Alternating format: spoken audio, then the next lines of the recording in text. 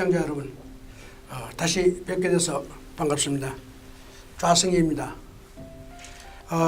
오늘은 제가 그동안 박정희 대통령의 경제학이랄까, 그 시대의 정책, 우리 대한민국 경제의 성공과 어려움, 이런 과정을 쭉 말씀을 드렸는데, 오늘은 마지막 마무리하고 정리하는 시간으로 생각을 해서 말씀을 올리겠습니다. 우리나라가 한강의 기적을 이뤘던 시대를 놓고 전 세계가 흘러간 이념 지평이라든가 경제정책 패러다임의 집행 과정을 선택 과정이죠. 선택 과정을 한번 살펴보는 게 요약을 하는 데 도움이 되지 않을까 싶습니다. 2차 세계대전 이후에 전 세계 경제 지도를 놓고 보면요, 서구 선진 자본주의 국가, 이런 나라들은 자본주의 체제를 유지하고 있음에도 불구하고 2차 세계대전 이후에 발흥하기 시작한 사회주의 체제의 도전 속에 자본주의 체제를 수정하는 일을 많이 했습니다.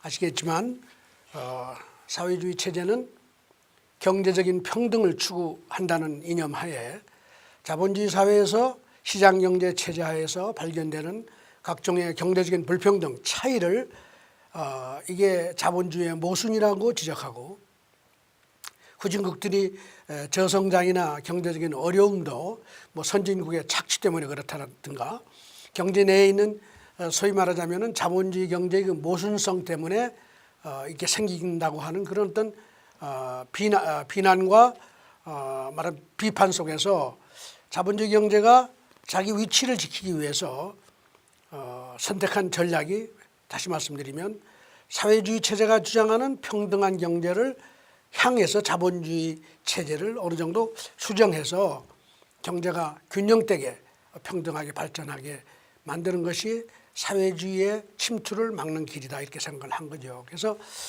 서구 유럽을 중심으로 해서 소위 사회민주주의 체제가 들어오고, 영미권을 중심으로 해서 수정자본주의 체제가 들어온 것은 제가 지난 강의에서 이미 언급한 바와 같습니다. 그래서 선진 자본주의 경제가 점차 사회주의 이념을 받아들이기 시작을 한 거예요. 이와 동시에 2차 세계대전 이후에 새로 등장한 신생 독립국들도 대부분이 식민국이 다 서구 선진국이었기 때문에 그런 나라들의 흐름을 받아들여서 민주주의를 채택하고 경제 체제를 이제 운영했는데, 그 방향이 크게 다르지 않았습니다.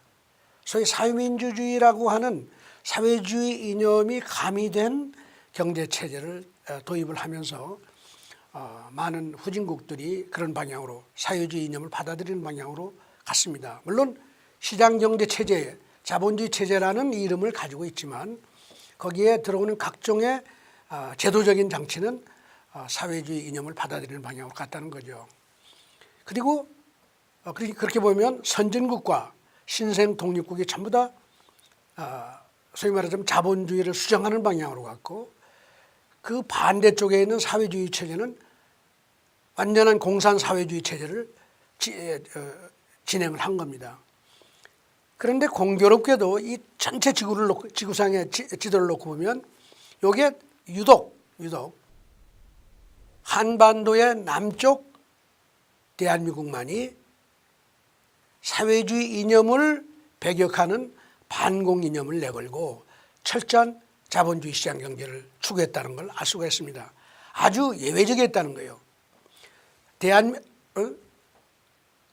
대한민국을 제외한 거의 모든 전 세계가 사회주의 체제를 일부 수용하거나, 그래서 자본주의 체제를 수정하거나, 혹은 더 나가면 완벽한 사회주의를 하는 그런 체제로 다 재편되는 과정에서 한국만이 유일하게 박정희 대통령 시절에 반공을 국시의 제1로 삼고 자본주의 시장경제 체제를 지켜내고, 그걸 말하자면 경제 운영의 기본 패러다임으로 삼았다는 것이 대단히 특이한 차이점인 겁니다. 박정희 대통령 시절에 한강의 이적도 그렇고 그 이후에 한 10여 년 동안 80년대를 포함해서 1960년에서부터 80년대 말까지 30년 동안 인류 역사상 최고의 동반 성장을 더불어 같이 성장하는 소위 요즘 말하자면 행복한 경제라고 할 수 있겠죠. 이런 시대를 만들어낸 한국의 역사는 바로 다른 모든 나라들이 가는 방향과는 다소 다르게 철저하게 자본주의 시장경제, 자유시장경제의 이념을 실천한 결과였다고 이렇게 평가를 할 수 있겠습니다. 그랬는데 이제 아시다시피 선진국들은 지속적으로 또 다른 후발 소위 말하자면 그 개도국들이 전부 다 그런 방향으로 갔죠. 그래서 오늘 얻은 결과는 뭐냐? 지구상에서 선진국 중에 제대로 경제를 건전하게 운영하고 있는 나라가 없다.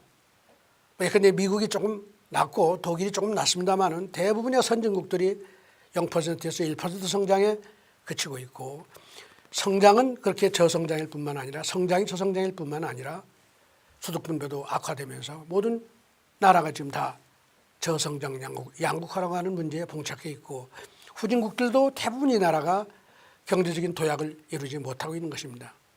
그런데 여기에 또한 한국도 개발연대 60년대에서부터 80년대 말까지의 한 30년 동안의 역동적이고 일자리 공급을 통해서 모두가 동반 성장하는 경제를 만들어낸 한국도 지난 30년 동안은 선진국들의 길을 따라가고 소위 말하는 수정자본주의의 길을 따라가면서 오늘날 저성장, 2%대의 성장과 경제 양극화라고 하는 문제에 봉착해서 다른 나라와 다르지 않은 그런 어려운 환경에 봉착하게 된 것입니다. 이렇게 보면 한국의 개발연대, 특히 박정희 대통령 시절의 경제는 대단히 특이한 시대였다. 그 시대에 다른 모든 나라들이 따라가는 조류와 조류의 다른 방향에서 경제를 운영했고 그게 결과적으로 한강의 기적이라고 하는 최고의 동반성장의 경험과 소위 말해 동반성장의 산업혁명을 만들어내게 된 것이 아닌가 하는 그런 생각을 합니다. 흥미로운 것은 수정자본주의 혹은 사회민주주의 체제로 같은 선진국들 중에서도 특히 미국이 최근에 트럼프 대통령이 등장하면서 이 기존의 흐름을 바꾸고자 하는 노력이 보이기 시작을 하고 있고 유럽에서도 일부 국가에서 그동안에 잠잠하던 우파 경제 패러다임이 다시 재생되는 그런 모습을 보이고 있습니다. 그동안에 60년간 2차 세계대전 이후에 전 세계 경제 운영의 보편적인 패러다임은 소위 진보 패러다임이에요. 좌파 패러다임이죠. 좌파 패러다임의 특징은 뭐냐? 우선 경제를 민주화하자는 거예요.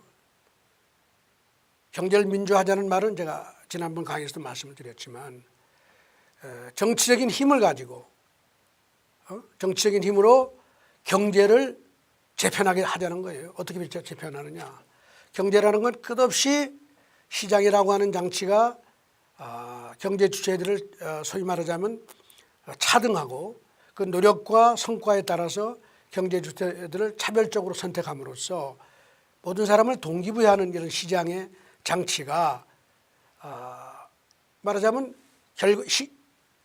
경제 성과의 결과의 그 차등을 만들어내는 게 시장의 아주 본질적인 기능입니다. 시장에서 일어나는 모든 활동은 결과적으로 경제 주체, 개인은 물론이고 기업을 포함하는 모든 경제 주체들의 등수를 매기는 장치예요.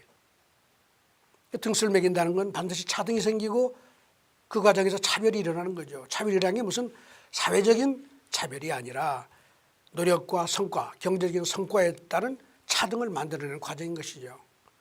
이게 경제의 본질입니다. 그런데 경제 민주화라고 하는 것은 이 민주화라고 하는 건 아시다시피 민주주의의 가장 보편적인 이 특성은 1인 1표라고 하는 절대적인 평등이죠. 이 원리를 기초로 하는 민주주의 정치는 사실은 경제를 평등하게 만들겠다는 방향으로 흘러가는 경향이 대단히 높고, 그게 오늘날 전 세계가 부딪힌 문제라고 제가 지난번 시간에서 여러 번 강조를 했습니다.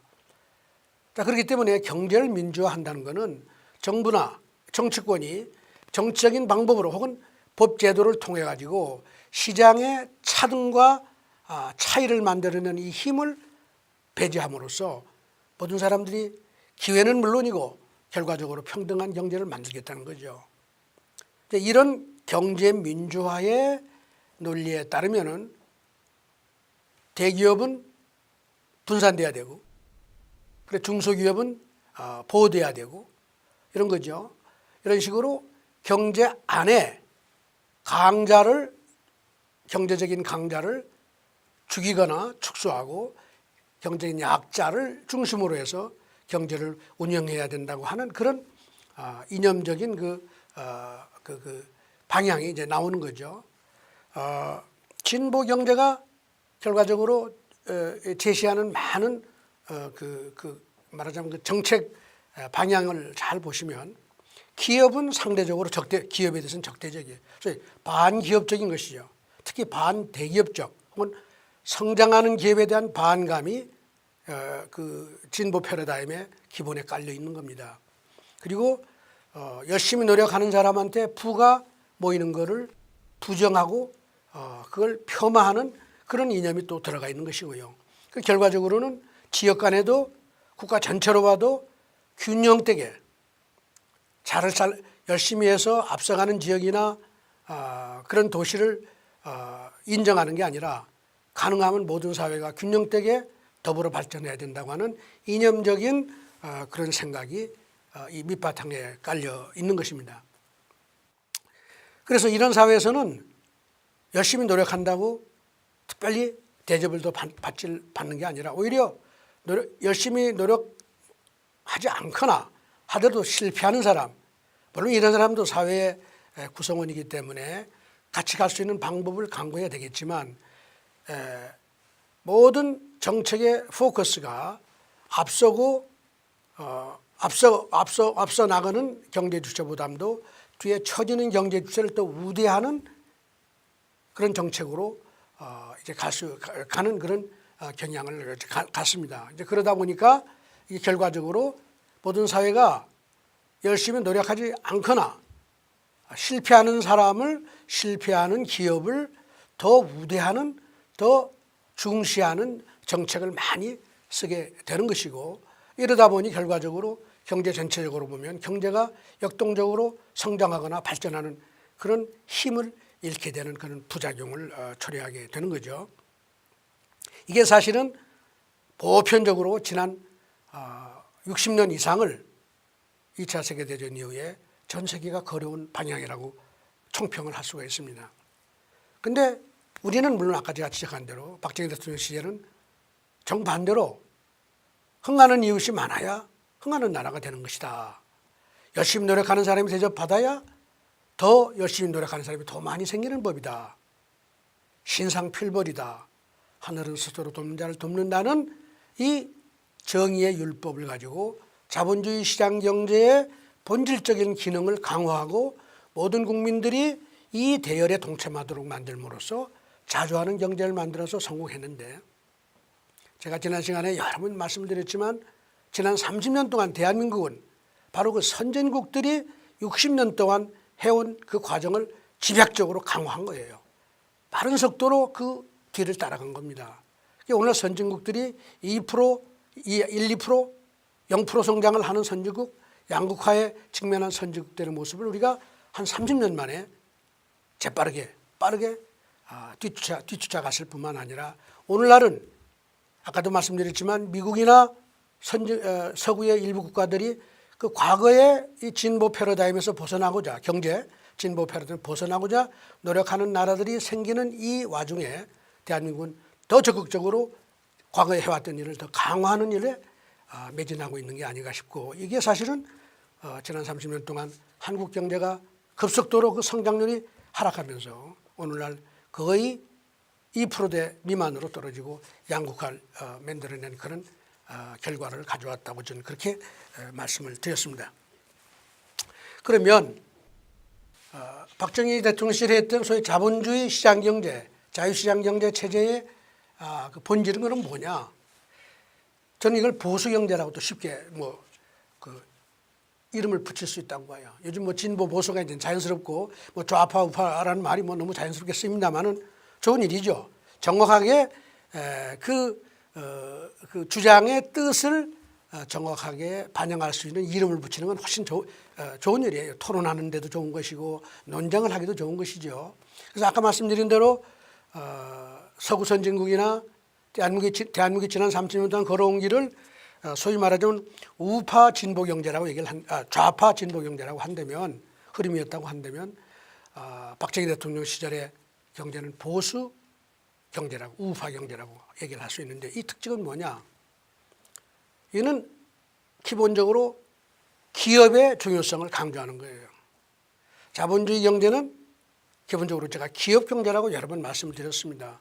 자본주의 경제와 그 이전의 농경사회와의 차이는 자본주의 경제가 산업혁명을 일으키면서 주식회사 제도라고 하는 새로운 형태의 기업 제도를 만들어내고, 이 주식회사 제도가 엄청나게 강력한 자본 베이스를 가지고 혁신과 창조를 통해 가지고 농경사회에서, 다시 말씀드리면 마차 경제에서 우주성 경제로 가는 과정을 빠른 속도로 이게 만들어냄으로써 자본주의의 혁신, 자본주의 경제의 발전에 그 소위 말하는 기적을 이뤄냈다고 제가 여러 번 말씀을 올렸는데, 이 기업에 대한 관점이 좌파 경제하고 전혀 다르다. 기업은 그냥 존재함으로써 중요한 게 아니라 기업은 성장해야 되고, 성장함으로써 새로운 부가가치를 창출하고 더 좋은 일자리를 만들어서 모든 국민들한테 소득원을 제공하고 중산층의 홈으로, 집으로서 중산층을 키우는 그 기초가 되는 게 기업의 자본주의 경제에서의 역할이다 하는 것을, 이런 생각이 보수 경제의 핵심이라고 봅니다. 그래서 그나마 지난 60년 동안에 전 세계 경제를 이끌어온 선진국 중에 특히 미국이라든가 후진국 중에서도 성공한 몇 개의 도약에 성공한 나라를 보면 거의 전부가 강력한 기업의 성공을 바탕으로 해가지고 중산층을 키워내고 성장하고 동반성장까지 했다는 게 통계상 다 나타나는 사실입니다. 그러니까 우파 경제의 핵심은 중소기업을 어떻게 하면 대기업으로 키우느냐 하는 게 핵심이에요. 그리고 대기업이 더 좋은 일자리를 공급함으로써 그 사회가 공급하는 고급 인력을 흡수해서 일자리를 공급할 수 있고, 그걸 통해서 끝없이 중산층을 키워냄으로써 선진국 경제로 가는 게 보수 경제의 기본적인 철학이라고 볼 수 있는 겁니다. 그런데 반대로 진보 경제에서는 기업이 성장해서 크는 거를 대단히 부정적인 시각으로 보는 거예요. 그걸 일컬어서 경제력 집중이다. 경제력이 집중되면 반드시 그 기업은 그 경제력을 남용한다 하는, 말하자면 이건 대단히 잘못된 도구마입니다만은, 어쨌든 기업이 성장하는 것 자체를 부정적으로 보기 때문에 결과적으로 경제의 성장이 정체되는 거고, 일자리 공급이 안 되면은 양극화가 생기고, 오늘날 우리가 부딪힌 문제를 부딪히는 거죠. 오늘날 부딪히는 문제를 만들어내는 결과를 초래하게 되는 것이죠. 그렇기 때문에 이 진보 좌파 경제와 보수 우파 경제의 특징은 한마디로 아주 요약을 한다면 기업의 역할과 기업 성장의 경제 발전에 있어의 중요성을 어떻게 보느냐에 달리는 거예요. 그래서 최근에 아까 말씀드린 대로 선진국에서도 그동안에 해왔던 그 진보 좌파 경제정책 패러다임이 결과적으로 모든 국민을 주저앉히고 저성장과 양극화를 만들어낸다고 하는 인식을 하면서부터 변화가 이제 생기는 모습이 지금 국제적으로 보입니다만은, 한국은 사실은 지난 30년보다도 더 강력한 진보 좌파 경제 패러다임을 요구하고 그걸 해야 되겠다고 주장하는 사람들이 점점 많아지고 있다는 것이 특징이라고 하겠습니다. 그러면 박정희 대통령의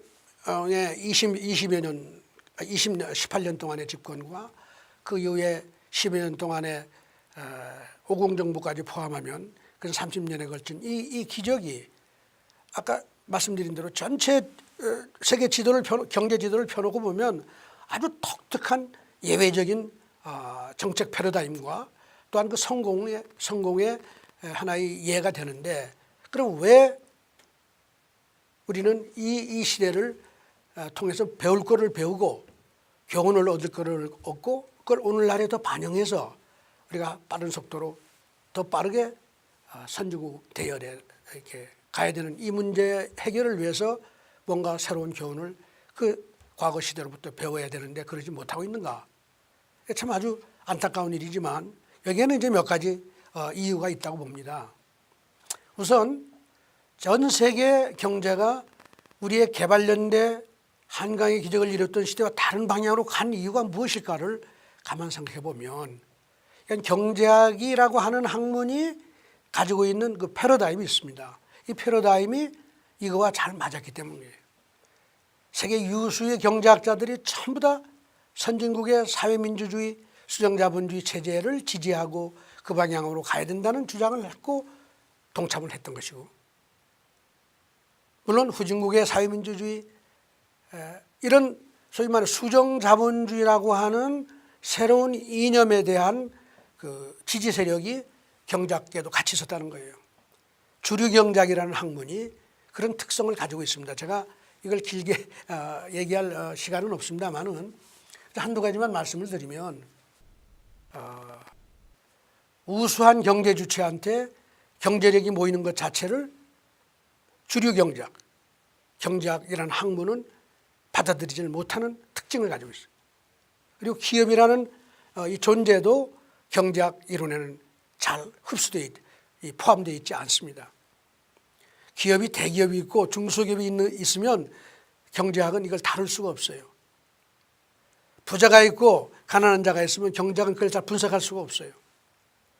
그냥 균형이나 평등 이런 개념과 기존의 경제학 패러다임이 상당히 잘 맞기 때문에 지난 60년 동안 정치 경제 체제로서의 수정자본주의나 사회민주주의 체제와 경제학이 잘 맞아떨어진 것이죠. 이런 지지를 받았기 때문에, 경제학계의 지지를 받았기 때문에 전 세계가 그런 방향으로 간 것인데, 유독 박정희 대통령만 이 원리와 반대되는 방향으로 간 거예요. 그래서 경제학계는 박정희 대통령 시절을 이해하기가 어렵고 설명하기가 어렵고 그리고 받아들이기가 어렵고, 물론 결과는 성공이지만 그 과정을 설명할 수가 없는 거예요. 왜 그렇게 됐는지 설명하기가 어려운 거죠. 왜냐하면 경제학이 얘기하는 정책이나 방향으로 간 게 아니고 사실은 좀 더 다른 주류 경제학과는 다른 방향으로 정책을 운영하고 결과적으로 성공을 만들어냈기 때문에 이걸 수용하기가 대단히 어려웠던 겁니다. 그래서 지난 한 30년 동안을 놓고 보면 박정희 반대로 하는 게 대한민국 갈 길이라고 하는 이 주장이 아무런 어떤 거부감이나 이런 거 없이 자연스럽게 받아들여진 이유도 이런 경제학의 특성하고 관련이 있다는 거죠. 그래서 예를 들면 대기업과 중소기업이 이렇게 격차가 생기는 거, 성공하는 대기업으로 빠른 속도로 성공했던 중소기업, 이게 맞지 않다. 기업 생태계가 좀 더 균형되고, 표현이 이상합니다만 올망졸망 비슷한 기업들이 다 잘 돼야지 되는데 왜 잘 땐 삼성이나 현대나 이렇게 재벌이 생기고 뭐 안 그러면 또 중소기업이고 이렇게 불평등한 생태계가 이게 바람직하냐?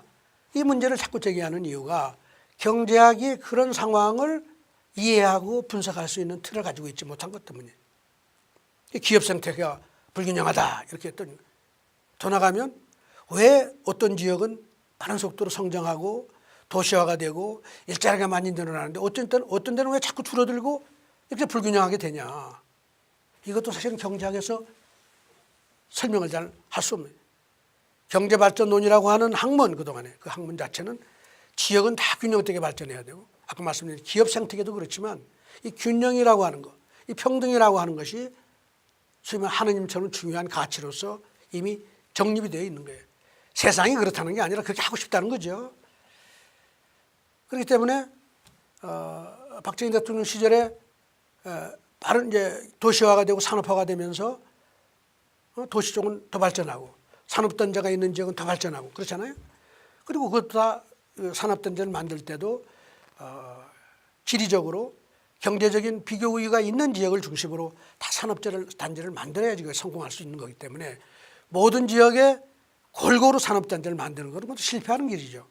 왜냐하면 경제적인 자원은 항상 유한한데 그 유한한 자원을 유용하게 쓸모있는 곳에 써야지 그게 경제가 발전하는데, 다 모두 같이 공통적으로 나눠 써야 된다 하는 철학을 가지고 모든 지역의 산업단지를 똑같이 만들면 다 망하는 것이죠. 그렇기 때문에 산업발전을 위해서는 특정 지역에 경제적으로 비교 우위가 있는 지역을 선택해서 단지를 만들고, 이렇게 하다 보면 산업발전이 일어나는 곳이 예를 들면 대한민국의 울산이라든가 광양이라든가 뭐 여수, 순천단지라 이런 특정 지역이 빠른 속도로 발전할 수밖에 없는데, 이런 것 또한 경제학에서는 경제 기본 이론으로는 그렇게 썩 받아들이기가 어려운 현상들입니다. 그렇기 때문에 박정희 대통령 사후에 제가 앞에서도 말씀을 드렸지만 경제력 집중을 가져왔다, 지역의 불균형을 가져왔다, 이건 너무나 당연한 현상이에요. 경제 발전하는 과정에서 이런 과정이 없이는 경제가 도약을 할 수 없는 것이죠. 제가 이걸 나중에 좀 더 설명을 올리겠습니다만은, 그렇게 하고 경제학이 그동안에 생각했던 거와는 다른 정책들을 제가 지난 시간에도 말씀드린 뭐 중화고육성 정책이라든가 뭐 새마을운동이라든가, 경제학에서는 그런 방식으로 하라는 얘기가 없거든요. 이런 새로운 방식을 통해 가지고 성공을 만들어냈기 때문에 박정희를 통해서 배울 수 있는 게 뭐냐 하는 것에 대한 소위 말하자면 인식을 하기가 어려웠고, 물론 더 나아가면 그 시대가 상대적으로 정치적으로 비민주주의였다고 하는 이 문제 때문에 그 시대를 폄하하는 것이 보편화되면서 우리가 이런 그 성공의 값어치 있는 원리들을 다 버리게 된 결과를 초래한 것입니다. 그래서 제가 아까 경제민주화 말씀을 드렸는데, 그 경제학이라는 학문이나 경제발전론이라고 하는 학문이 가지고 있는 그 태생적인 한계하고 관련된 문제가 제가 지적을 했습니다마는, 아까 또 마지막에 지적한 그 정치, 그 박정희 대통령 시절에 정치의 비민주성 때문에 이제 문제제기가 많이 되고, 그래서 이제 이 시대를 폄하하게 됐다는 말씀을 제가 올렸는데요. 제가 경제민주화 얘기를 하면서 지적 말씀드린 게, 정치는 항상 평등을 추구할 수밖에 없게 됐어요. 물론 이게 정치적인 평등이지만 이게 결코 정치 문제에 국한되지 않고 자연스럽게 경제적인 분배 문제로 갈 수밖에 없는 게 세상에 이친 겁니다. 막을 방법이 별로 없어요. 그래도 경제민주화라는 게 아주 보편적으로 거의 모든 선후진국에서 다 나타나는 현상인데, 박정희 대통령이 그걸 막았다는 사실을 말씀을 드렸죠. 정치가 추구하는 평등의 이상을 막음으로써 경제발전의 기본 원리를 살려내고, 그래서 한가위 기적을 만들었다고 말씀을 드렸는데, 이 정치가 추구하는 평등의 이상을 막는 과정이 바로 서구식 민주주의에 대한 수정을 필요로 했다고 볼 수도 있는 거예요. 박정희 대통령이 산업화를 추구하는 과정에서 가장 큰 정치권의 논란은 뭐냐, 박정희식 경제발전 전략에 반대되는 주장을 하는 일부 아주 주요 정치인들이 끝없이 태클을 걸은 것이죠.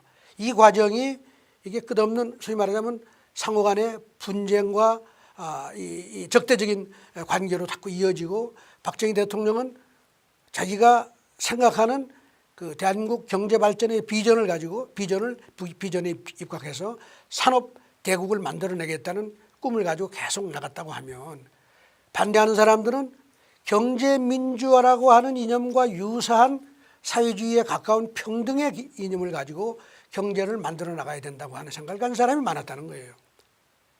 제가 지난번에 대한민국 경제헌법 얘기를 통해서 말씀을 드렸지만 개발연대 당시에 야당 의원의 주장의 대부분은 사회민주주의적인 이상을 다 가지고 있어. 그게 오늘날까지도 이어진 겁니다. 그렇기 때문에 사실은 박정희 대통령이 불행하게도 서구식 민주주의를 하지 않았고 이렇게 해서 이게 비판을 받지만은 다행하게도 서구식 민주주의를 어느 정도 유보했다는 것이 경제민주화라고 하는 소위 사회주의적 가치가 경제정책에 영향을 미치는 걸 차단하는데 대단히 중요한 영향을 미쳤다고 하는 점에서 보면 아이러니입니다. 그렇기 때문에 우리가 그 시대를 평가할 때도 이런 점을 고민해서 평가를 해야 되는데 그럼 그 당시에 박정희 대통령이 그래 다 나눠 먹으면 좋지.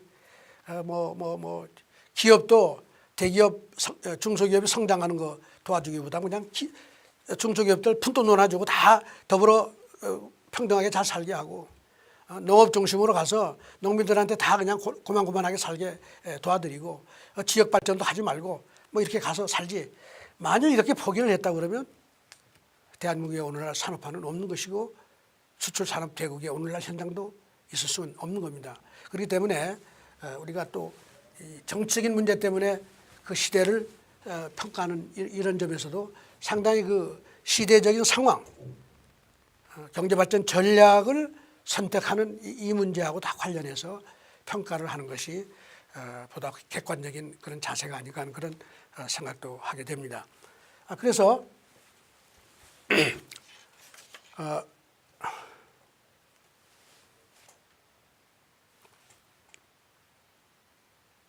잠깐 지난 30년을 회고를 해보면 그 이전에 30년 동안 이룬 그 값어치, 값진 성과와 그 교훈을 충분히 살려내지 못하고 노력은 많이 했죠. 또 좋은 뜻을 가지고 노력은 많이 했지만 오늘날 얻은 결과는 정말 실망스럽다 하는 생각을 버릴 수가 없습니다. 자, 그러면 앞으로 그럼 어떻게 할 거냐? 이게 대단히 중요한 게 아니겠습니까? 그래서 아까도 말씀드렸지만 미국을 중심으로 해서 일부 선진국에서 트럼프 대통령이 선거 때도 그렇고 지금도 사실은 강조하는 가장 중요한 가치가 뭔지 여러분 한 가지만 제가 말씀을 드리면 개인의 책임입니다. 국제 정치에서도 개별 국가의 자기 책임, 국민 경제 내부에서 자기 책임을 강조하는 그 철학이 강하게 배어나오고 있다는 사실을 잊어버리면 안 됩니다. 그런데 이 경제나 이런 일반 사회 생활에서 개인의 책임을 강조하는 것은 우파 가치의 가장 중요한 것이죠. 그동안의 진보 경제의 가치는 자기 책임이 아니라 사회와 국가 책임을 계속 강조해 왔던 겁니다. 그런 의미에서 보면 트럼프 대통령의 당선과 그분이 지금 하고 있는 것이 상당히 중요한 의미를 가지고 있고 더 나아가면 지금 불란서라든가 일부 국가에서 우파의 주장이 잘 여러분들이 들어보시면 다른 것보다도 가장 중요한 것이 바로 이 개인의 책임에 관련된 문제입니다. 개인의 책임과 국가의 책임. 근데 오늘날 우리나라에서 지금 벌어지고 있는 현상을 잘 보시면 사실은 아직도 우리는 국가나 사회의 책임이 더 많아져야 된다는, 지난 30년 동안 모든 정치인들이 주장한 내용을 잘 보시면 전부 다 국가 사회 책임을 강조해 온 것이죠. 결과적으로 우리가 얻은 결과는 우리가 원했던 선진국 경제도 아니고 동반성장하는 그런 경제도 아니고 우리가 기대하지도 않았고 원하지도 않았던 정반대의 결과에 부딪혔다고 저는 평가를 합니다. 자, 그러면 저는 대단히 중요한 가치, 그리고 소위 말하자면 그 경제정책, 경제 운영에 있어서의 가장 중요한 가치, 우리가 배울 수 있는 가치, 특히 개발연대를 통해서 배울 수 있는 가치는 바로 자기 책임의 원칙입니다. 그리고 정부는 자기 책임을 제대로 하고 자주하고 노력하는 사람을 뒷받침하고 선양하는 그게 정부의 책임이라고 해요. 제가 여러 번 말씀을 드렸지만 인류 진화 과정에서 가장 중요하게 인류가 터득한 진리 중에 하나는 뭐냐. 그 사회가 어떤 인간상, 어떤 기업상, 어떤 경제 주체상을 선택해서 선양하면 그 사회는 끝없이 그런 선양받는 유형의 개인이나 기업이나 경제 주체를 많이 만들어내고 그 사회가 그런 선양받는 주체로 가득 차게 되는 거예요. 열심히 노력해서 부가가치 창출을 만들어내고 주위에 여러분 혜택을 주고 경제 발전에 기여하는 사람들을 선양하기 시작하면 점점 그런 사람들이 많아지고 경제는 발전하는 방향으로 간다고 제가 말씀을 드렸죠. 바로 이 원리에 따라서 우리가 어떤 부류의 어떤 종류의 인간상을 원하는지를 선택을 하는 것이고 그리고 그런 이유의 인간상을 어떤 방식으로 선양할지를 결정하는 게 대단히 중요하다는 거예요. 만일 우리가 어떤 특정 행태나 행동이나 그런 부류의 사람이나 혹은 기업이나 경제 주체들을 자꾸 폄하하기 시작하면 결국 그런 종류의 사람이나 기업들은 점점 소수가 되고 도태된다는 사실. 선양하면 많아지지만은 선양하지 않으면 도태된다는 거예요. 자, 그럼 앞으로 우리가 경제를 제대로 모든 사람이 다 그래도 어느 정도 자기의 꿈을 가지고 자기가 원하는 직장에 가서 어느 정도 행복한 삶을 누릴 수 있는 그런 선진 경제를 만들어내고자 한다면 어떻게 해야 되느냐. 바로 선진 경제에 부합하는 행동을 하는 기업과 개인을 선양하는 사회 분위기를 만들어내야 되는 거예요. 박정희 대통령은 이거를 신상필벌, 하늘은 스스로 돕는 자를 돕는다는 소위 시장의 차별화 율법이에요. 시장은 차별해서 그걸 율법으로 행사하는 거예요. 우리가 시장에 참여하면 그 원칙을 우리가 벗어날 수가 없어요. 제가 계속 말씀을 드렸지만 아무리 평등을 얘기하는 정치인들도 아무리 대기업을 청산하자고 주장하는 정치인들도 민간 시장에 가면은 대기업 좋은 일을 해주고 불평등을 만드는 일을 한다고 그랬잖아요. 이건 피할 수가 없는 인간의 본능입니다. 그렇다면 우리가 선진 경제를 원하고 우리 젊은 세대들한테 보다 많은 일자리를 공급해서 이 사람들이 삶의 자존감을 가지고 살아갈 수 있도록 도와주고 결혼도 좀 빨리 하고 자식도 낳고 그리고 나이 들어서 정년하신 분들도 제2, 제3의 직장을 가지고 일을 할 수 있는 그런 직장이 일자리가 차고 넘치는 경제를 우리가 만들어야지만 선진국이 되는 거 아니겠어요? 그래야 중산층이 탄탄해지고 가난한 사람도 희망을 가지고 계층의 사다리를 올라갈 수 있는 거 아니에요? 이게 우리가 원하는 세상 아닙니까? 그렇다면 어떻게 해야 되느냐? 일자리를 만드는 사람이 대접을 받아야죠. 일자리도 못 만들면서 성장하지도 않으면서 국가의 도움을 받는 기업들을 이런 기업들을 선양해서 가면 어떻게 되겠어요? 대한민국은 그런 기업으로 꽉 차지 않겠어요? 개인 수준에서도 마찬가지예요. 사람이 태어나서 어떻게 살아야 되느냐? 자주하고 노력하고 남 탓하고 사회 탓하고 나라 탓하지 않고 자기 노력으로 자기 생활을 개척해서 성공하고 삶의 성공 스토리를 만들어내는 사람들이 박수받고 칭찬받는 사회가 돼야지 다른 국민도 그 대열에 참여하지 않을까요? 일자리 만들고 특히 일자리 중에서 좋은 일자리 특히 모든 젊은이들이 가고 싶어하는 일자리를 만드는 그런 기업을 청산하겠다고 하면 그런 기업들이 없어져야 된다고 하면 어떻게 그 사회가 일자리 구하는 사람들한테 일자리를 공급하고 선진국 경제로 갈 수가 있나요? 소위 진보 좌파 경제학은 간단해요. 있는 사람 있는 기업의 걸 빼들어 가지고 없는 사람 없는 기업한테 같이 나누면 당장 얼마나 평등해지겠어요. 바로 이거죠. 너무나 확실하고 분명해 보이잖아요. 근데 여기에 함정이 뭐냐? 이런 정책의 핵심은 열심히 노력해서 좋은 일자리 만드는 기업을 지속적으로 역차별하고 폄하하면서 일자리를 못 만들어내고 새로운 좋은 일자리를 창출하지 못하는 기업을 계속 선양하는 일을 하는 것이죠. 이 일을 10년, 20년만 하면 그 나라는 반드시 하향평준화되고 모든 사람이 가난한 양극화된 사회로 가지 않을 수 없다는 게 역사의 경험이고 이론적인 소위 결론입니다.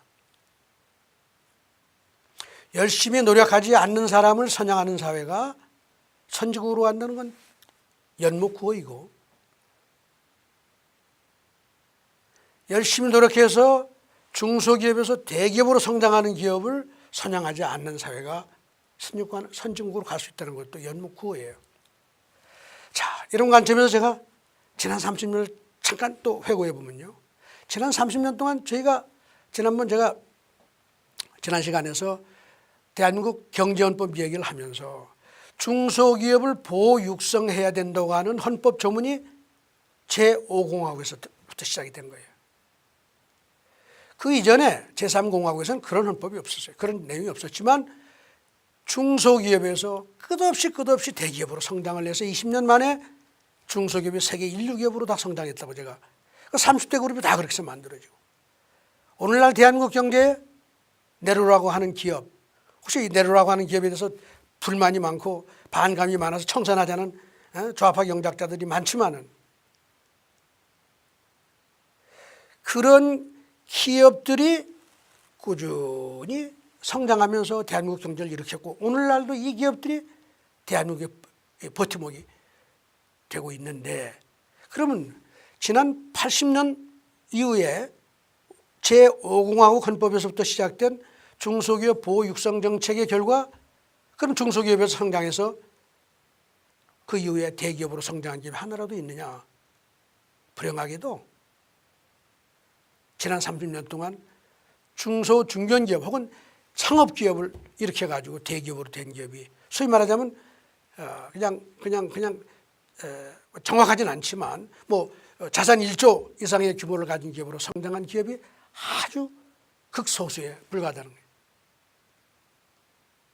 뭐 여러분 아시죠? 뭐 인터넷 기업 중에 하나? 뭐 농업 가공을 해서 한 기업이 하나? 뭐 그런 기업이 나왔죠. 뭐 1조 정도 매출하는 기업이 한둘 정도 생겼지만, 제조 분야에 높은 기술과 노하우, 지식을 기반으로 하는 그 독특한 소위 말하면 선진 첨단 분야의 기업으로서 중소 중견기업에서 대기업으로 성장한 기업은 하나도 없다는 게 역사적인 현실이잖아요. 그럼 지난 30년 동안 뭘 했냐? 왜 이게 안 되냐? 많은 사람들은요, 중소기업이 성장 못하는 게 대기업이 착취해서 그렇다고 그래요. 지난 30년 동안 대기업 규제는요, 지구상에서 대한민국이 제일 강력했습니다. 지금도 대기업의 투자와 확장에 대해서 규제를 이렇게 받는 나라가 없어요. 여러분 가서 다 조사를 해보시죠. 그렇게 기업의 성장을 막아놓고 대기업에, 중소기업의 지원은 어땠어요? 제가 여러 번 말씀을 드렸지만 중소기업 경영하시는 분까지도 도대체 무슨 지원 제도를 가지고 자기가 혜택을 받아야 할지 모를 정도로 그렇게 많은 중소기업 보호 육성 정책이 있는데 왜 중소기업에서 대기업으로 성장을 못할 거예요? 이게 바로 아이러니죠. 그런데 이 아이러니의 답은 뭐냐? 간단합니다. 선양받는 기업은 늘어나고 선양받지 못하는 기업은 사라진다고 그랬잖아요. 중소기업을 열심히 보호 육성하니까 중소기업 숫자 계속 늘어나죠. 대기업은 계속 규제하고 폄하하니까 점점 줄어들어요. 제가 이미 다 보여드렸죠. 그럼 어디서 제대로 된 일자리가 생기겠느냐? 반문을 한번 해보시면 앞으로 대한민국 경제가 가야 될 길이, 정책이 가야 될 길이 뭔지 너무나 분명히 보이지 않을까 싶습니다. 그래서 제가 간단하게 주장하는 건 다음과 같습니다. 정말 여러분 삼성이나 현대처럼 대기업이 싫죠? 보기 싫죠? 그래서 이걸 없애자고 그래요. 자, 그럼 보기 싫은 이유가 뭘까요? 너무 커서 잘 먹고 잘 사니까, 혹은 그런 기업들이 커지니까.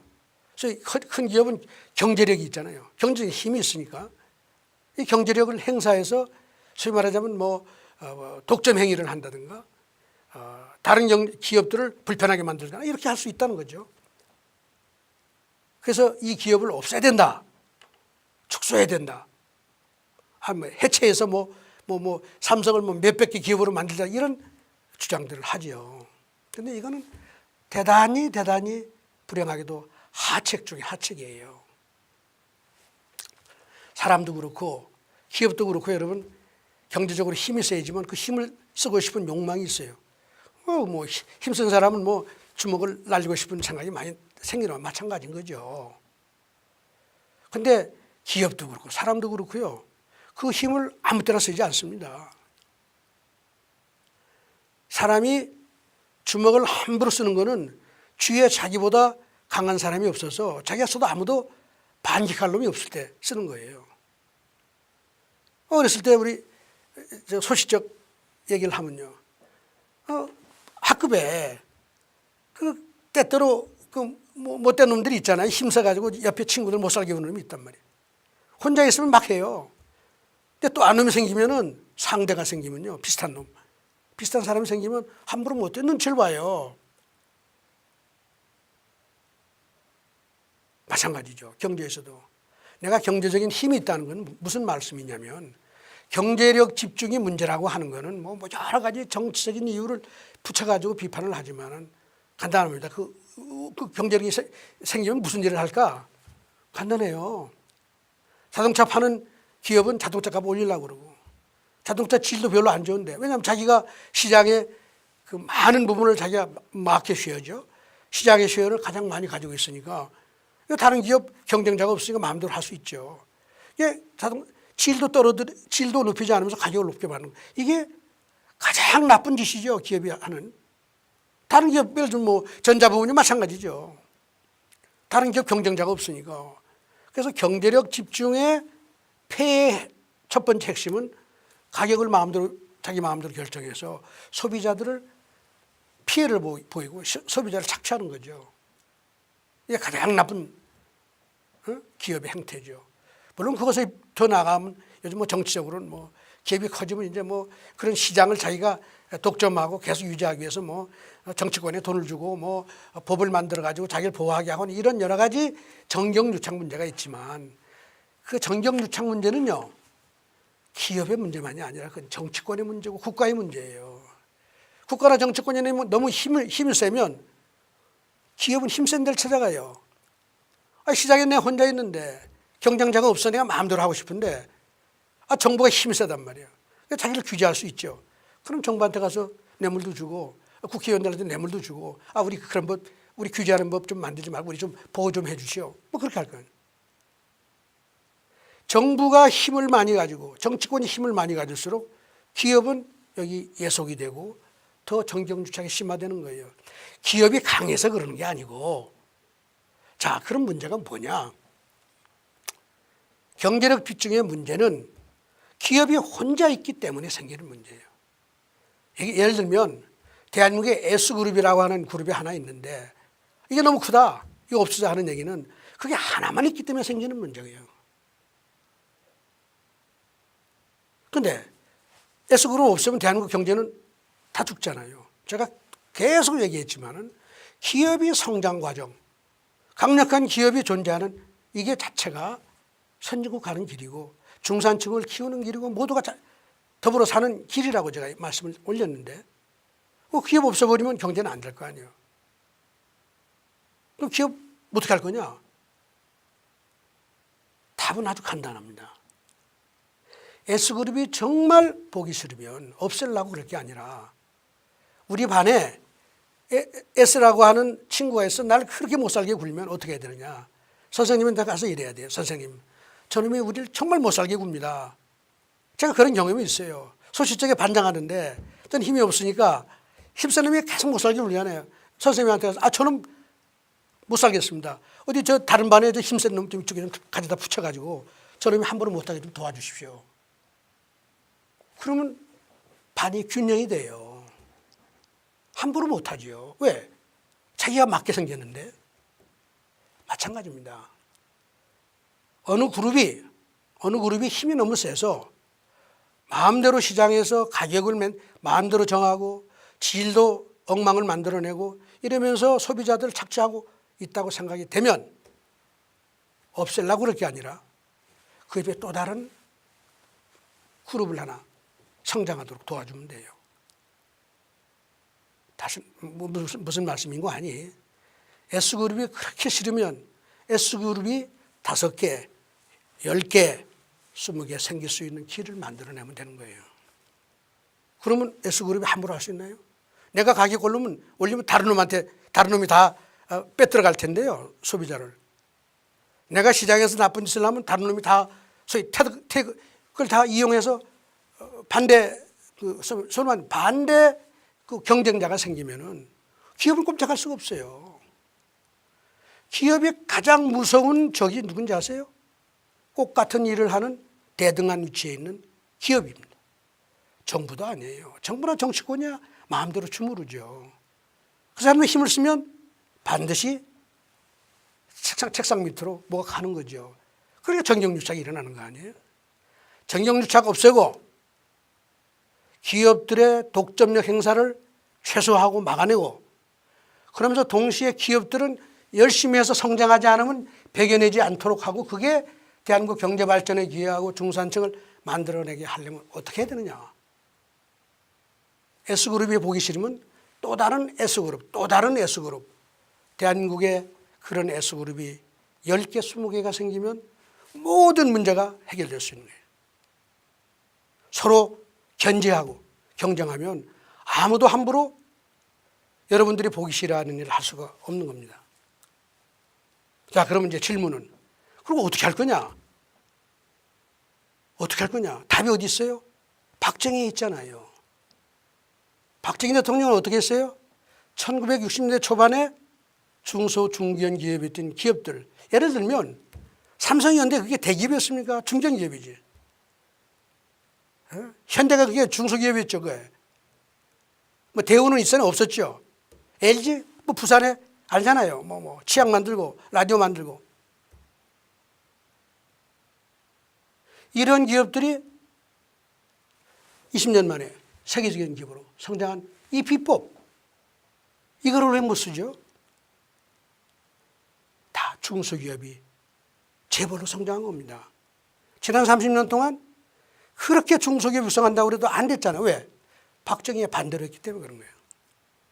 잘하는 중소기업을 지원한 게 아니라 못하는 중소기업을 살린다고 돈을 다 쏟아부으니 못하는 중소기업이 죽지 않으니 잘하는 중소기업은 발목이 잡혀서 성장을 못하는 것이죠. 이게 좌파 경제학의 맹점인 겁니다. 이 틀을 벗어나지 않으면 대한민국 경제 한 1인치도 더 올라갈 수가 없어요. 삼성이 보기 싫고 현대가 보기 싫고 재벌이 보기 싫으면 2개, 3개, 4개가 생길 수 있는 길을 열어라. 어디서부터 출발할까? 첫째, 중소기업 중에 희망이 있고 열심히 노력해서 성공하는 기업, 성장률이 빠른 기업이 더 많은 대출을 받아가고 시장에서 더 존중받고 이렇게 할 수 있는 길을 열어라. 그리고 좀비 기업 빨리빨리 잘하는 기업에 흡수 통합되는 길을 열어라. 그리고 필요하면 해외에서 국내 대기업과 견제할 수 있는, 경쟁할 수 있는 기업을 계속 유치해라. 대한민국 대기업을 견제해라. 여기에 이제 재밌는 것이요. 지난 30년 동안 우리가 50 정부가 들어오면서 중소기업 육성한다고 그러면서 대기업 규제 정책을 했는데 이 대기업 규제 정책이 얼마나 맹점을 많이 가지고 있느냐면 이건 놀랍습니다. 대기업을 규제한다고 그러지만 사실은 대기업들을 독점기업을 만드는 정책을 지난 30년 동안 한 거예요. 그게 무슨 얘기냐. 대한민국의 대기업이 다 문어발 한다고 그랬죠. 문어발 안 하는 기업은 세계에 없습니다. 다 필요해서 하는 거죠.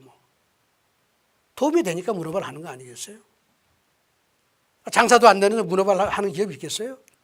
그걸 비난할 게 아니라 문어발하는 이 기업들을 규제하는 그 방식을 잘 고민을 해야 돼요. 만일 예를 들어서 규제를 한다고 하더라도 지금 대한민국의 대기업 규제 정책은 모든 기업을 문어발을 하지 말고 문어발을 줄여서 여러분 계속 줄여서 전문화를 하라. 이게 사실 기본 원칙이었습니다만은 그러면서 서로 진입을 못하게 하는 거예요. 무슨 말씀이냐면 각자 자기 하는 데만 그냥 이렇게 그 업종만 열심히 해. 다른 업종 쳐다보지 말라 이러니 말이 되는 거죠. 뭐 투자 안 하고 그러면 대기업이 성장하지 않으니까 좋겠네. 이게 맹점인 것이요. 첫째는 투자를 못하게 하기 때문에 기업이 성장 못하고 경제가 정체되는 거예요. 이게 첫 번째 맹점이고, 두 번째는 모든 기업이 자기가 하고 있는 업에 혼자만 남아요. 왜? 다른 쪽에서 안 들어오니까. 이게 얼마나 좋은지 아세요? 나는 내 혼자서 내 업종에 있으니까 내가 독점도 하고 무슨 일이 생겨요? 조그만 클래스, 조그만 학급에 나 혼자 힘이 세니까 마음대로 할 거 아니에요. 이게 독점 기업을 만들어내는 거죠. 그동안의 대기업 규제 정책이라는 거는 대기업을 규제해서 힘을 빼겠다고 했지만 사실은 대기업을 다 독점 기업을 만들어서 그러니까 죄송합니다. 속으로는 웃겠죠. 우리 분야에는 내가 잘하든 못하든 다른 기업에 아무도 못 들어오니까 내가 혼자 마음대로 해도 되겠구만. 이게 지난 30년 동안 만들어낸 대한민국 경제 현실입니다. 성장도 할 필요 없죠. 왜? 아무도 경쟁자가 안 나타나는데 왜? 문어발 하지 말라고 다 차단해 놓으니까 나는 내 혼자만 있는 거예요. 그럼 내가 독점 기업이죠. 다른 경쟁자 안 들어오죠. 이게 성장하겠습니까? 제대로 혁신을 하겠습니까? 대기업 규제 정책이라는 게 대기업의 소위 말하는 확장과 경제력 집중을 막는다고 그랬지만 그 대기업의 독점력을 배양해주고 향상시키고 안주하게 만들고 말하면 혁신을 저해하고 하는 대단히 나쁜 결과를 초래한 것이죠. 그렇지 않고 대기업 간에 너도 나도 원하는 대로 상대방 다른 재벌의 분야까지 마음대로 들어가도록 다 터놓는다고 하면 어떻게 돼요? 아무도 함부로 할 수가 없죠. 왜? 내 밖에 있는 다른 비등한 기업들이 호시탐탐 기회를 노리고 있는데 어떻게 내가 함부로 가격을 올리고 말하면 독점적인 행태를 할 수가 있나요? 그러니 앞으로 제대로 된 경제를 만들려면 중소기업의 성장을 도우되 강력하고 열심히 노력해서 성과를 많이 내고 성장하는 기업한테 더 많은 자원이 갈 수 있는 길을 열어놔야 돼요. 그러면서 동시에 대기업 간에 끝없이 상호 진입을 허용하고 그걸 장려해야 돼요. 자동차를 한 놈이 할 게 아니라, 죄송합니다. 한 기업이 할 게 아니라 여러 기업이 해라. 다 열어놔라. 전자 다 열어놓으라. 우리 핸드폰 서비스 다 열어놔라. 원하는 기업 다 해라. 대한민국에 없어요? 외국에서. 왜? 애플. 온갖 세계 인류 기업들 있잖아요. 아니 우리가 땅 있으니 땅 주고 그냥 불러서 경쟁시키고 견제시키라고 하면 될 거 아니에요. 이렇게 대한민국 한반도가 경쟁, 라이벌리, 서로 간에 이 경쟁이 치열해지고 기업 간에 치고받고 결과적으로 대기업도 이 경쟁 때문에 무너져야지. 예를 들면 수요, 시장 상황 때문에 무너지는 이런 거는 다른 문제예요. 이건 이것대로 그 방법을 구조조정을 해야지만은 사실은 그런 문제 때문이 아니라도 내가 장사를 잘 못해서 경쟁자한테 밀려서 죽어 실려 나가는 기업이 계속 나와야지만 대한민국 경제가 제대로 되는 거죠. 그 속에서 새로운 창의성이 나오고 새로운 혁신이 나오고 그럼 새로운 일자리가 만들어지고 그래 성장하는 경제가 되는 겁니다. 그러면 중소기업? 중소기업이 중소기업으로 남아있지 않죠. 계속 성장하는데 젊은 사람들이 대학 나오면서 중소기업 안 가겠다고 하겠어요? 대기업에 가면 맨 밑바닥에서 시작해서 임원 되려면 이게 평생 될지 안 될지도 모르는데 중소기업 가서 열심히 하면 금방 임원이 되는데 그리고 중소기업이 성장해서 삼성도 견제할 수 있고 현대 아니면 뭐 LG 뭐 대한민국 유수 기업을 견제할 수 있는 그 길이 중소기업 성장의 길이 열려 있으면 왜 대한민국 젊은 사람들이 중소기업에 안 가겠습니까? 저는 이게 바로 박정희 시대를 통해서 우리가 배워야 될 가장 중요한 교훈이라고 봐요. 이렇게 해야지만 저는 대한민국 경제가 세계 인류 경제가 될 수 있다. 이렇게 되면 중국이 절대 대한민국 경제를 함부로 넘보지 못한다. 여러분, 중국 얘기가 나왔으니까 중국하고 한국을 비교하면 재밌어요. 중국은 지금 대한민국 괜찮은 세계 인류 기업들이 좀 있는데 이런 기업들은 다 떠나요. 외국으로 다 가고. 그럼 외국의 인류 기업들은 오느냐? 안 와요. 지금 예를 들면 포춘 잡지라는 데서는 세계 인류 기업을 매년 등수를 내죠. 뭐 500대, 1000대 이렇게 하는데 세계 500대 기업 중에 반 정도밖에 한국의 지점이나 지사를 가지고 있거나 아니면 뭐 FDI 투자를 하거나 한 기업이 한 250개 정도밖에 안 돼요. 좀 오래된 숫자입니다만은. 중국은 어떤지 알아요? 그거 전부 다 중국에 들어가 있죠. 그리고 기업들이 한눈을 팔 수 있어요? 아니 기업들이 정부한테 가서 뇌물 주고 뭐 정경유착 해가지고 뭐 규제 자기한테 유리한 거 만들어 달라고 그래서 그게 견뎌낼 수 있어요? 못하죠. 우리나라처럼 강력한 소위 힘을 가진 이 정치 이러니 기업들이 가서 다 그 일을 하는 거죠. 국가가 힘을 빼야 돼요. 정부가 힘을 빼야 된다 이거죠. 시장의 경쟁의 힘을 이용해서 기업을 다스리고 기업의 성장의 의욕을 북돋아서 대한민국 경제를 초인류 경제로 만들어내야 대한민국 한반도가 북한이 뭐가 문제가 되겠어요? 중국을 이기고 5,000년 역사에 여러분 우리가 중국한테 얼마나 짓눌리고 살았습니까? 지난 50년 동안 겨우 한국의 경제가 좀 올라오는 거 보더니 중국은 지금 우파 사회주의 경제를 내걸고 여러분 우파 경제를 실천해서 세계 G2로 올라가는데 우리는 우파 경제를 내걸고 겨우 1인당 소득 10,000불도 되기 전에 외환위기 당하고 말이에요. 좌파 경제 한다고. 좌파 진보 경제 한다고 기업 때려잡다 보니까 지난 30년 동안 이게 중국한테 따라잡혔잖아요. 이게 말이 되는 일입니까? 저는 너무나 안타깝다고 생각합니다. 우리가 중국의 그 역사, 5,000년 역사의 그 중국, 그 소위 말하는 압력 속에서 살았던 대한민국이 활짝 피고 전혀 중국이 따라올 수 없는 속도로 앞장서 나가는 것만이 우리의 살 길인데 그 길은 바로 제가 말씀드린 대로 시장의 경쟁을 세계 최고도로 높이고 대한민국에서 기업을 하고자 하면 피눈물 나는 노력이 없이는 안 된다. 대기업 절대 보호 없고 중소기업 절대 보호 없다. 시장에서 내가 가장 최고라는 걸 증명하지 않고는 살아날 수 없고 최고라는 게 증명되는 날 바로 은행도 증권시장도 소비자도 그 기업을 뒤에서 서포트하는 제대로 된 시장경제를 만들어내면 그게 앞으로 대한민국의 살 길이 아닌가 싶습니다. 이렇게 되면 청년 일자리 문제, 노년 장년층의 일자리 문제, 젊은 사람들이 결혼 못하는 문제 이렇게 다 풀리죠. 지역균형 왜 안 풀리겠습니까? 지금 대한민국 경기도 북부나 이런 데 가면 퍼벌판인데 이 공장을 마음대로 짓게 하고 국적 가리지 말고 기업이 들어오고 대한민국의 중소기업 대기업이 끝없이 성장하고 말이에요. 대기업이 어떻게 중소기업을 착취할 정신이나 대기업이 너무나 여유가 있기 때문에 온갖 일을 하는 거예요.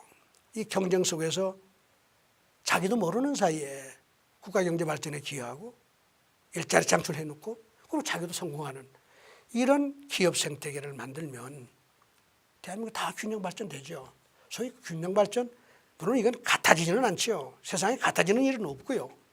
다르지만 다 동반해서 더불어서 발전하는 그런 경제를 만들 수가 있는데 바로 이 원리가 박정희의 기업 육성 정책, 신상 필벌과 한도는 스스로 돕는 자를 돕는다는 시장의 차별화, 차등화 율법이 핵심이고 정부가 이걸 믿어야 되고 정치권이 이걸 믿어야 되고 이 원리에 반대되는 정책이나 법률을 안 만들겠다는 선언을 해야지만 대한민국이 제가 아까 말씀드린 세계 초인류 경제로 발전하고 우리의 한민족의 자존을 지키면서 이 어려운 지정학적 구도 속에서도 우리의 생존을 당당하게 지키고 나갈 수 있다고 생각합니다. 저는 이것이 박정희 대통령의 정신으로부터 배워야 될 가장 중요한 교훈이라고 생각하고 이 교훈은 우리만이 아니고 전 세계가 배워야 될 교훈이라고 생각합니다. 인류 70억 모두가 이 원리의 정신을 바짝 차리고 깨달아야 적어도 오늘과 같은 난국을 다 극복하고 해결하는 데 도움이 된다고 또한 그렇게 생각합니다. 그동안 여러 회에 걸쳐서 사실 두서없이 박정희 대통령 경제와 한국 경제가 처한 현실, 앞으로 한국 경제가 나아갈 방향에 대한 얘기를 했습니다. 시청자 여러분과 이렇게 같이 시간을 가진 걸 정말 영광으로 생각하고 감사하게 생각합니다. 여러분 모두 다 댁내 행복하시고 건강하시고 좋은 삶을 누리시기를 진정으로 기원합니다. 여러분 그동안 경청해 주셔서 정말 감사드립니다.